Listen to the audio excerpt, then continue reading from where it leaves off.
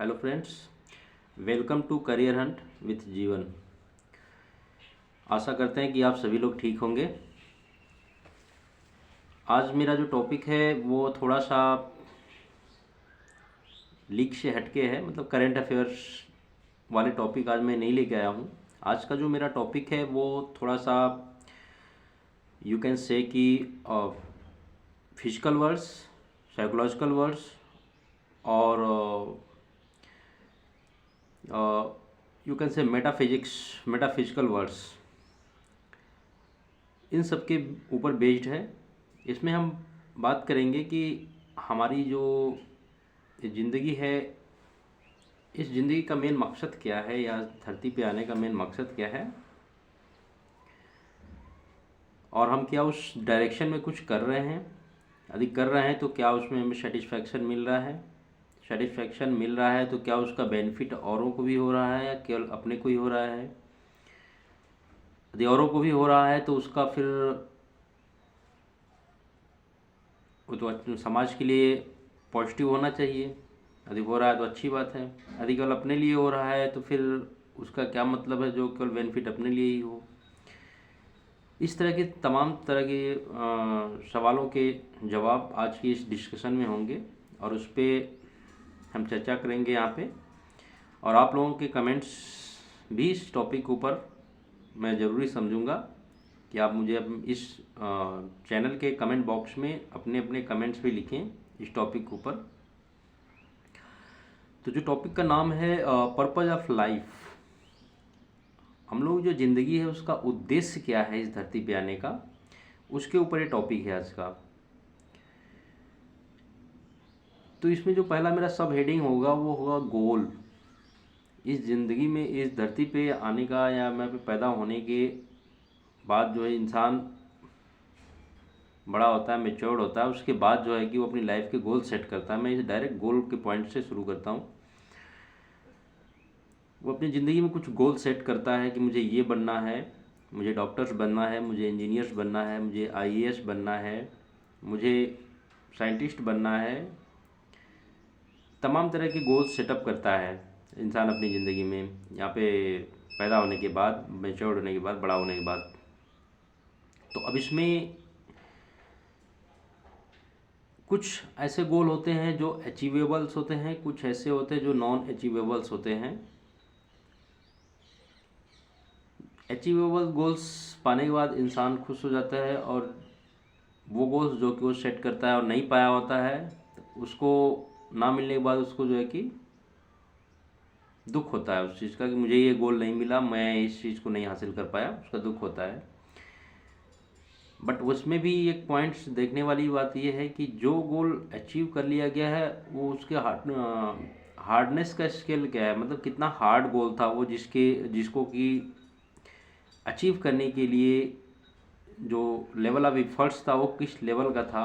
यदि easy efforts में goal achieve हो जाते हैं तो इसका मतलब गोल बहुत छोटा था। यदि गोल अचीव करने के लिए आपको काफ़ी मेहनत करना पड़ा, काफ़ी हार्ड वर्क करना पड़ा, काफ़ी परिश्रम करना पड़ा, उसके बावजूद भी गोल अचीव नहीं हुआ, इसका मतलब वो गोल अपने आप में बहुत बड़ा है। इसीलिए आपको इतनी मेहनत या इतनी परिश्रम करनी पड़ रही है उस गोल को हासिल करने के लिए। तो यदि आप उस गोल को हासिल करते करते एक पॉइंट तक पहुंच गए हो और वहां से फिर वापस आप आ जा रहे हो, नहीं अचीव कर पा रहे हो, तो भी अपने आप को आप फेल्योर ना समझे तो वो बेटर होगा। क्योंकि एटलीस्ट आपने उस गोल को हासिल करने के लिए परिश्रम किया, आपने उस गोल को हासिल करने के लिए अपना एफर्ट लगाया, लेकिन नहीं कर पाए तो उसके पीछे कहीं ना कहीं आपकी परिश्रम में, कहीं ना कहीं आपकी स्ट्रेटजी में, कहीं ना कहीं आपकी प्लानिंग में कुछ कमी रही होगी, और कहीं ना कहीं आपकी जो है कि आपका इंटरनली भी जेनेटिकली, यू कैन से जेनेटिकली भी कुछ इश्यूज होंगे। ओवरऑल सारे इफ़ेक्ट्स मिला के ही आपको ऐसे सर्कमस्टांसेस बनाए गए ताकि जिसकी वजह से आपने उस गोल को हासिल नहीं किया, बट आपने अपना जो साइकोलॉजिकली आपने पूरी तरह से अपना एफर्ट्स किया कि आप उस गोल को हासिल कर सकें। तो इम्पोर्टेंट ये होता है कि आपने अपने अपने लेवल पे, अपने थॉट प्रोसेस के बेस पे आपने किस गोल को अचीव करने के लिए एडवांस किया। इम्पोर्टेंट वो होता है आपने बहुत ही टफ गोल अचीव करने के बारे में सोचा और आपने जो है कि अपने थॉट के बारे में, अपने विचार उसके ऊपर लाया और उस विचार को अपने हकीकत में कन्वर्ट करने के लिए आपने परिश्रम शुरू किया। तो यही अपने आप में एक सफलता का मतलब कि स्टार्टिंग बोल सकते हैं। तो इससे पता लगता है कि you are achiever, yeah, you can say you have the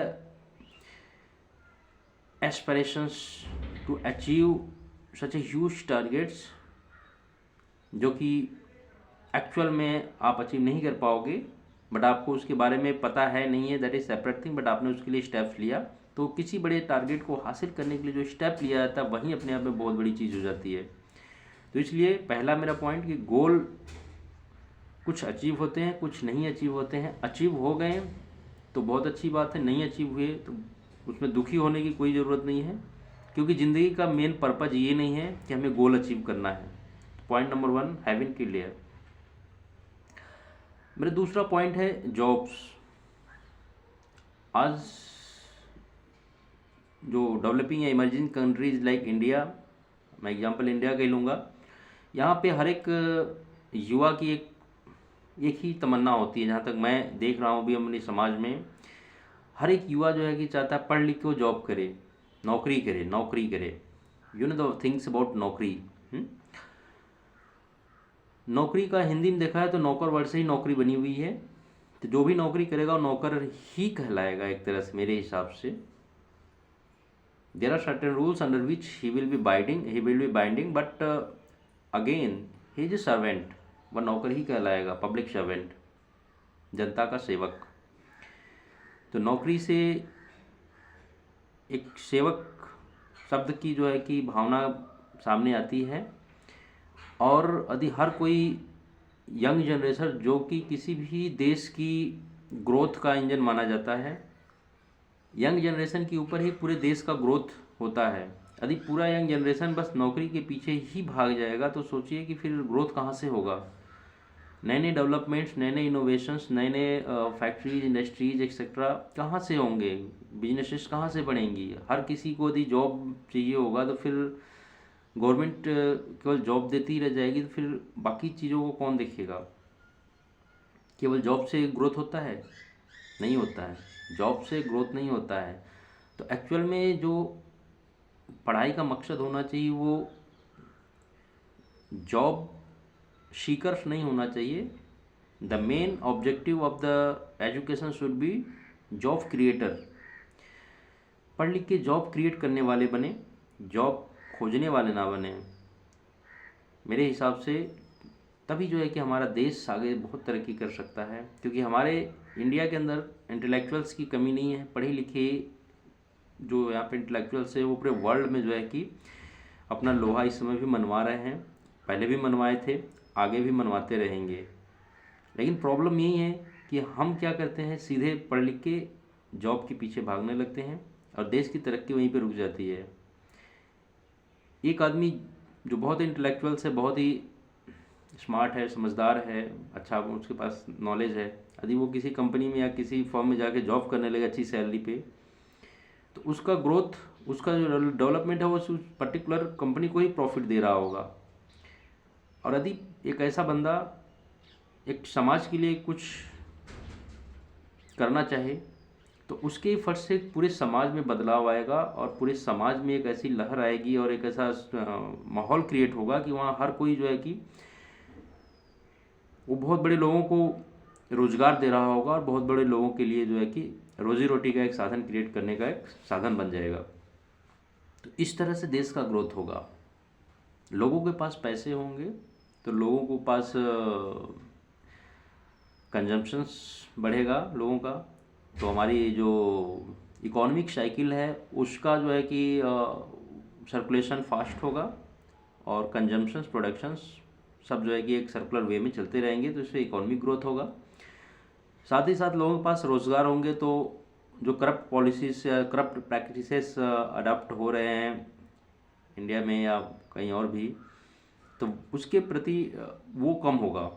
लोगों के पास जो है रोजगार के साधन होंगे तो जाहिर सी बात है करप्शंस की भावनाएं उनके दिल में कम आएंगी और वो उनके पास सफिशिएंट अमाउंट होगा अपना एक्सपेंडिचर के लिए, तो वो गलत प्रैक्टिसेस में नहीं फंसेंगे।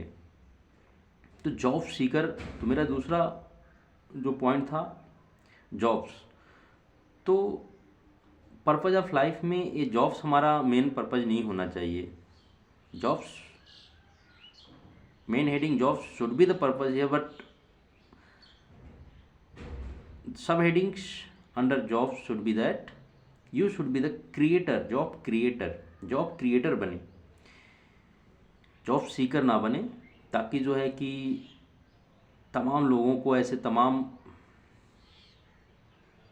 पॉपुलेशंस को, जो इंडिया की इतनी बड़ी पॉपुलेशन है, सबको एक अर्निंग का साधन क्रिएट कराने का एक साधन आप बने, तो जॉब क्रिएटर बने।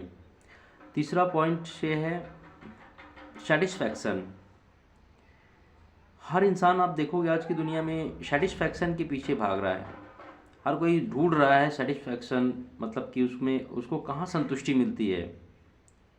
तो बहुत ही रेयरली आप किसी को पाएंगे जो इस धरती के ऊपर सेटिस्फाइड होगा अपने आप में, चाहे कितना ही पैसे वाला हो, चाहे कितना ही गरीब हो, हर कोई किसी न किसी चीज़ की दौड़ में भाग रहा है। This is only because the satisfaction target which should be fixed by every individual in their mind, they have not fixed that particular target. Satisfaction का एक टारगेट फिक्स करोगे तभी आप सेटिस्फाइड हो पाओगे, अदरवाइज कभी भी ज़िंदगी में सेटिस्फाइड नहीं हो पाओगे। आपके पास कितनी भी स्कैर्सिटी रहे, कितनी भी कमियां रहें, आप कितने भी सरप्लस में हो, कितनी ही ज़्यादा आपके पास पैसे को या जो है कि वेल्थ हो आपके पास, यदि आपने एक सेटिस्फैक्शन का अपना दायरा फिक्स नहीं किया है कि मैं यहाँ तक पहुँच के सेटिस्फाइड होऊंगा या अपने आप को सेटिस्फाइड महसूस करूँगा, तो आप सेटिस्फाइड नहीं होंगे। तो आप जो है अपनी लाइफ के पर्पज़ ऑफ लाइफ में अपने एक टारगेट फिक्स करें सेटिस्फैक्शन का, कि मुझे सेटिस्फैक्शन का जो दायरा मेरा है वो कहाँ पे आके फिनिश होगा। तो इससे जो है कि आपको फिर बाकी कामों के लिए, बाकी कामों को करने के लिए आपको एक एनर्जी मिलेगी, that you are a satisfied person, you are satisfied chaps in your self. तो इससे आपको एक अंदर से मोटिवेशन भी मिलेगा और जनता के, लोगों के भलाई के लिए आप सेटिस्फाइड हो गए, फिर आप जो है कि लोगों का कल्याण कर सकते हैं अच्छे से। इससे क्या होगा कि हर किसी को आपका बेनिफिट मिल सकेगा, डायरेक्ट या इनडायरेक्ट। तो तीसरा पॉइंट है सेटिस्फैक्शन का लेवल अपना फिक्स करें, उसके अकॉर्डिंग अपने आप को सेटिस्फाइड करें, इससे क्या होगा, प्रोडक्टिविटी बढ़ेगी। चौथा है, अभी कोई भी चीज़ सफल होने के लिए, सफलता के लिए या जो सेटिस्फैक्शन को अचीव करने के लिए, सेटिस्फैक्शन आदमी तभी होगा जब वो सफल होता है, उसके लिए जो करेज, साहस की ज़रूरत पड़ती है, वो साहस कहाँ से आती है। सफलता के रास्ते में इंसान कई बार बहुत अप्स एंड डाउन्स होते हुए जाता है, बहुत सारे उतार चढ़ाव आते हैं उसकी लाइफ में, बहुत तरह के सर्कमस्टांसेस आएंगे जिनको फेस करना पड़ता है। ऐसे में वो अपने आप को कैसे सस्टेन कर पाता है, वो बहुत बड़ा चैलेंज होता है। जो इंसान सफलता के रास्ते में आई अड़चनों से डर गया, वो कभी सफल नहीं होगा। तो सफलता में के रास्ते में जितनी भी अड़चनें आती हैं, उन अड़चनों को दूर रखने के लिए अंदर जो साहस पैदा होता है, वो साहस कहाँ से आए, ये भी एक बहुत बड़ी चीज़ होती है जो पर्पज़ ऑफ लाइफ का एक पार्ट होना चाहिए। तो इसमें उस साहस आपको अंदर से आएगी, आपके मोटिवेशन आपके अंदर से आएगा। अब यहाँ भी कुछ एक फैक्टर्स होते हैं, उस साहस का भी मैं बोलूँगा। There are some physical factors, biological factors and the social factors and of course the genetic factors. ये सारे फैक्टर्स होते हैं जिससे करे जाता है। किसी का विरासत में मिला होता है, उसके अंदर साहस होता है, उसके अंदर जो है कि हिम्मत बहुत होती है, उसके अंदर रिस्क लेने की क्षमता बहुत होती है, वो बहुत करेजियस होता है। कोई जो ऐसे माहौल में होता है जहाँ पे उसको साहस लेने की क्षमता बढ़ जाती है। किसी किसी का जो है फिजिकल फैक्टर जो कि बॉडीली या यू कैन से जो बायोलॉजिकल फैक्टर्स होता है, वो उनको साहस लेने के लिए इनक्रेज करता है। तो ये सब सारे फैक्टर्स हैं जिनसे साहस होता है। कुछ होते हैं जो साहस को विकसित करते हैं अपने अंदर, ऐसे भी लोग हैं जो साहस को विकसित करते हैं, ये भी किया जा सकता है। तो सफल होने के लिए एक साहस को विकसित करना भी एक कला है। बार बार की असफलता से घबराए ना, असफलता को सीढ़ी बना के सफलता के रास्ते पे आगे बढ़ते रहिए। इससे एक स्टेप भी आप ऊपर चढ़ेंगे तो आपको अंदर से साहस पैदा होगा, और जब ये स्टेप बाय स्टेप आप आगे बढ़ते जाएंगे तो आपके अंदर जो है साहस का लेवल बढ़ता जाएगा, और एक समय ऐसा आएगा जब आपको लगेगा कि नहीं, अब मेरा साहस इस लेवल पर पहुंच गया है कि अब मैं अपने सफलता को हासिल किए बिना वापस नहीं आ पाऊंगा। तो ये होगा इनकल्टेशंस ऑफ द करेज, है ना। तो ये साहस को आपने जो है कि नर्चर्ड किया है यहाँ पे, इसको धीरे धीरे विकसित किया है। तो ये भी एक साहस को डेवलप करने का तरीका है। तो ये चौथा पॉइंट था साहस, इसको डेवलप करें अपने अंदर, सफलता मिलेगी, सफलता मिलेगी, सेटिस्फैक्शन होगा, फिर बाकी सारी चीज़ें होंगी जो पहले बताया हूँ मैंने। फिर मेरा पांचवा पॉइंट है कि इस दुनिया में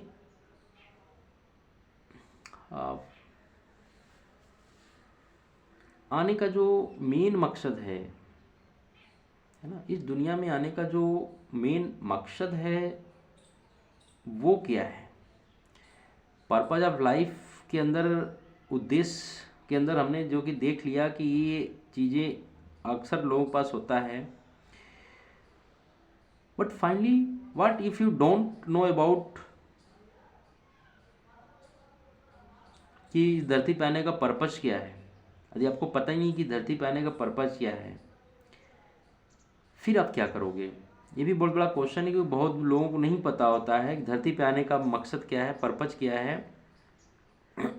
और ऐसे में लोग यहाँ पे इस विरलिंग लाइफ साइकिल में जो है कि ट्रैप्ड हो जाते हैं और अपनी ज़िंदगी को एक मिजरेबल लाइफ बना के चले जाते हैं। देखिए सिंपल सी फंडा है, हर कोई जो इस धरती पे आता है खाली आता है, और जो जाता है वो भी खाली हाथ ही जाता है, ना ही किसी के साथ हो आता है ना ही किसी के साथ हो जाता है। This is the fixed rules of this nature, everyone knows about it very well. तो फिर हम यहाँ पे आके जो मटेरियल लाइफ है, इस मटेरियल लाइफ के अंदर अपने आप को सरेंडर कर देते हैं और सोचते हैं कि हमारे पास बंगलो हो, कार हो, हमारे पास जो है कि इस दुनिया की सारी ऐशो आराम हो, तो हम जो है बहुत ही सक्सेसफुल या बहुत ही अच्छे इंसान हैं, या बहुत ही हमारा लाइफ सक्सेसफुल रहा। But finally when you will leave this planet, then who will go with you. कोई जाएगा आपके साथ? कोई नहीं जाएगा। You alone will leave this world without any materials along with you. तो सब यहीं कहीं रह जाता है, सब ऊपर चला जाता है। तो पर्पज, इस धरती पे आने का पर्पज क्या है, कितने लोगों को नहीं पता होता है, और जो है कि इसी धुंध में परेशान रहते हैं। तो मेरे हिसाब से जो यहाँ पे धरती पे आने का मकसद होना चाहिए इंसान का मेन, एक खुशहाल ज़िंदगी होनी चाहिए। जितनी ज़िंदगी है इस धरती के ऊपर, उस ज़िंदगी को अच्छे से जियो, खुशियाँ बांट के जियो, खुश रह के जियो, दूसरों को खुश करके जियो, और जहाँ तक हो सके जो ऐसे हेल्पफुल या जो ऐसे नीडी पर्सन है जिनको हेल्प की आवश्यकता है, ऐसे लोगों की आवश्यकता करके उनके साथ खुशियाँ बांटें, उनकी खुशियाँ लें, अपनी खुशियाँ दें, अपना प्रयास करें उनको जो है खुश रखने का।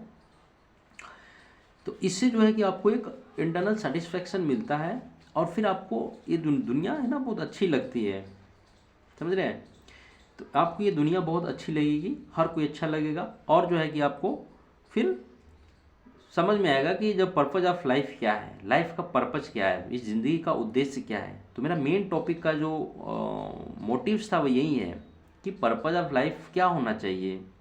पर्पज ऑफ लाइफ हमारा ये होना चाहिए, हमारा यहाँ पे मेन है हम खुश रहें, दूसरों को खुशियाँ बांटें, हर कोई मिलजुल के खुशियों के साथ इस ज़िंदगी को जी के समय जब आए जिसका वो चला जाए।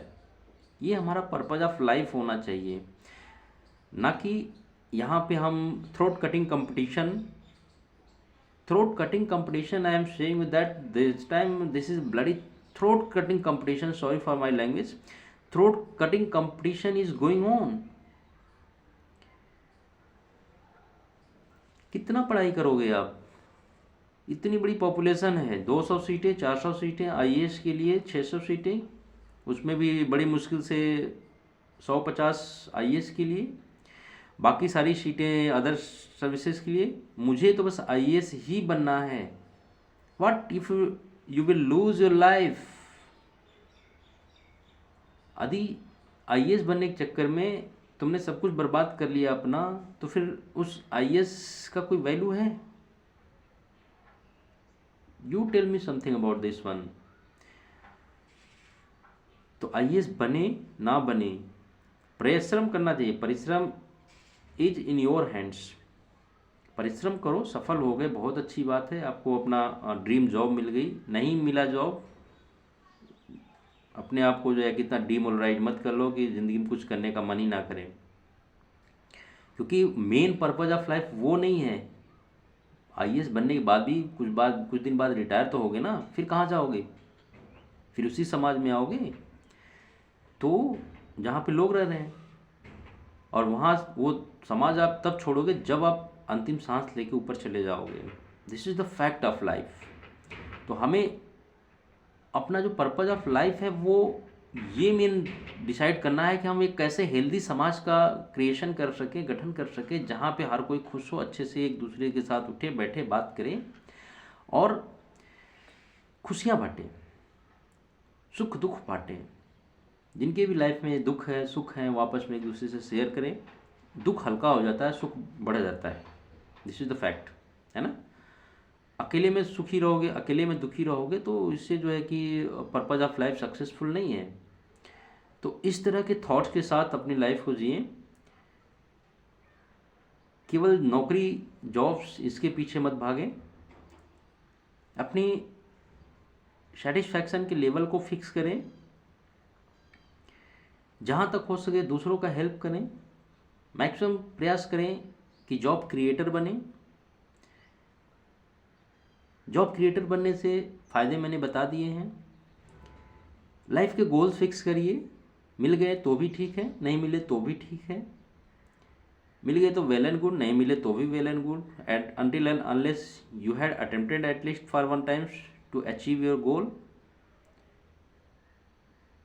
क्योंकि ये सारी चीज़ें पर्पज ऑफ लाइफ नहीं है। पर्पज ऑफ लाइफ इस धरती पे आने का बस एक ही है, वो है हमें एज ए ह्यूमन बीइंग्स एक साथ मिल के, एक साथ प्यार के साथ कैसे रहना है जब तक इस धरती पे हैं। ये पर्पज ऑफ लाइफ है। और इसी चीज़ को कंप्लीट करने के लिए इंसान अननेसेसरी जो ऊपर बताई हुई सारी चीज़ें, उन ट्रैप में फंस जाता है और सोच लेता है कि पर्पज ऑफ लाइफ वही है। बट वो नहीं है purpose of life. Purpose of life ये है मानव और मानवता, ये पर्पज ऑफ लाइफ है।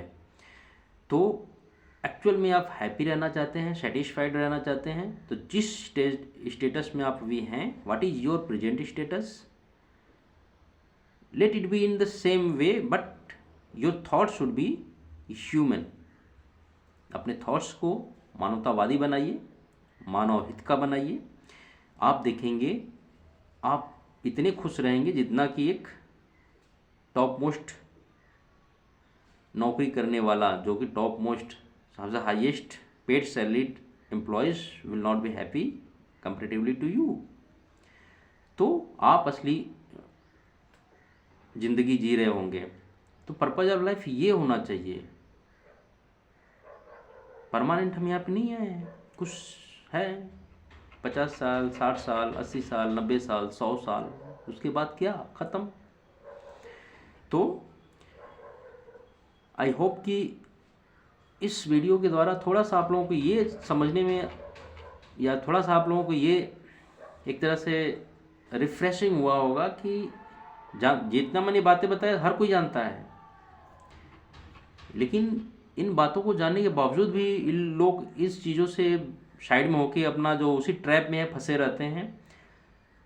नहीं यार मेरा तो इस एग्ज़ाम में हुआ नहीं, मैं तो यार अच्छा किया था, पता नहीं क्यों गड़बड़ हो गया, अरे यार मेरा तो बस अब तो सब कुछ चौपट हो गया, मेरी तो लाइफ ही बर्बाद हो गई यार। क्यों यार, ऐसा क्यों, why why you are thinking like that? तो मतलब वो नहीं है, मतलब ये है कि आप अपनी जो है लाइफ को अपने हिसाब से सेट करिए, मानव और मानवतावादी के ऊपर ध्यान दीजिए, मानव कल्याण के बारे में सोचिए, आप ज़िंदगी में सबसे खुशहाल रहेंगे और आपसे बड़ा फिर कोई नहीं होगा, क्योंकि मेन जो है पर्पज़ ऑफ लाइफ ये है इस धरती पे आने का। तो आप सभी लोगों को थोड़ा सा अपडेशन हुआ होगा, रिवीजन हुआ होगा कि हमारी पर्पज़ ऑफ लाइफ क्या है। हर कोई जानता है इन सब बातों के बारे में, बट अननेसेसरली वो ट्रैप हो जाता है। तो don't be trapped in the lucrative things of this world, be simple and be honest when we human. Okay, तो ऐसे और भी वीडियो को जानने, समझने और सुनने के लिए हमारे चैनल को लाइक एंड सब्सक्राइब करें और शेयर करें। देखिए, शेयर करके इसको फैलाइए, क्योंकि मुझे पता है हर आज के थ्रोट कटिंग कंपटीशन में बहुत बच्चे हैं जो कि मिसगाइड हो रहे हैं। कोई एलन कोटा एलन जैसे इंस्टीट्यूट में जाके वहाँ पे कंपटीशन के चक्कर में सुसाइड केसेस बढ़ रही हैं, देख रहे हैं। कोई कुछ तो कोई डिप्रेशन, कोई mental, there are so many types of you know disadvantages of this throat cutting competitions. तो हर किसी को इन सब चीज़ों से उबरना है और अपने आप को एक हेल्दी लाइफ जीना है, जिलाना है, बाकी समाज के साथ चलना है। तो इसके लिए ऐसे टाइप का मोटिवेशन भी होना ज़रूरी है। तो इस चीज़ को सुनिए और इसको खुद सेल्फ एनालिसिस करिए कि जो मैंने बातें बोला यहाँ पे वो उसमें कुछ सच्चाई है नहीं है। यदि आपको लगता है कोई कमी है तो हमें कमेंट बॉक्स में बताएं। यदि कुछ और सजेशन चाहिए या कुछ और टॉपिक पे बात चाहिए तो भी हमें कमेंट बॉक्स में बताएं। And thanks for watching this video. Thank you.